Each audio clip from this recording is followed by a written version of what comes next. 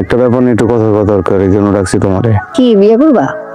কিন্তু আমার 2 বছর সময় দিতে হইব। 2 বছর? 2 বছর কেন? খোলাম না, একটা সিদ্ধান্ত নিচ্ছি। কি করবো 2 বছর? আমি 2 বছরের জন্য বিদেশ যাবো। মানে কি? আমি তোমার বুঝে রাখো, শোনো, যে একটা বেকার পোলা, তাই না? একটা বেকার পোলার কাছে কোনো বাপই তার মায়েরা দিব না। তোমার বাপকে যদি আমি আমার পরিচয় দেই, আমি আমার কথা কই, জীবনও রাজি হইব না। কিন্তু গ্রামের মানুষের একটা জিনিস আছে, কি চাকরি করে, কত টাকা কামায় বা ব্যবসা করে না কি করে, কিচ্ছু যায় আসে না। পোলা যদি আসলে বিদেশে থাকে, নগদে মাইয়ের ওই জায়গায় বিয়ে দিয়ে দেয়।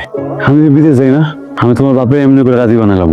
শোনো না, অনেক পরিশ্রম করুম, 2 বছর খাটুম, অনেক খাটুম, পরিমাণ টাকা লয়ে আমি যেন আর কোনদিন বিদেশ না যাইতে হয়। তারপর তুমি বিয়ে করুন, এই জায়গায় সংসার করুন। বিশ্বাস করো।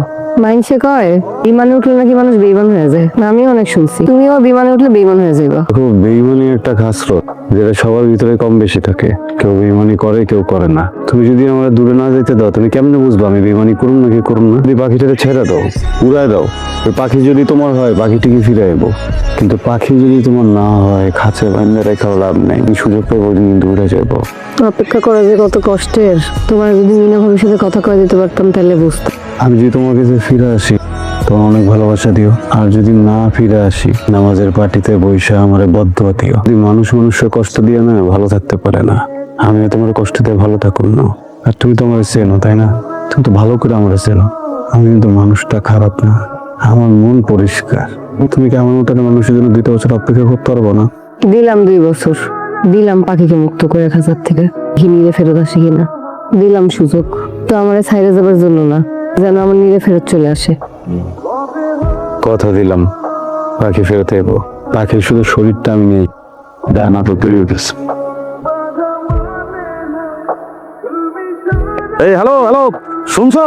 আসসালামু আলাইকুম বড় ভাই। আছি ভাই, কোন ভাই? এই তো কি অবস্থা? তোমার জন্য তো সুখের খুশির খবর আছে মিয়া।